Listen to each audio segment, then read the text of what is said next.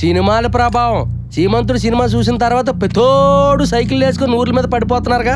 సరే మా ఊరు ఎందుకు వచ్చావు చెప్పు. గమ్మునుండవాయ్ కుక్క. నేను కూకోని కానీ నువ్వు చెప్పు. మన అమరావతి ఎన్నో సందర్భాలు నేను చెప్పడం జరిగింది.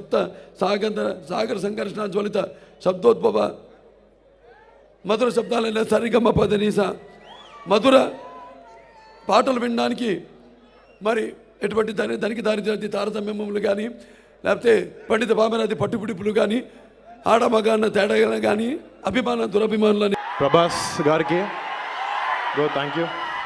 మా సినిమాలో పనిచేసిన టెక్నీషియన్స్ అందరికీ, ముఖ్యంగా మా డైరెక్టర్ పూరి జగన్నాథ్ గారి దగ్గరికి.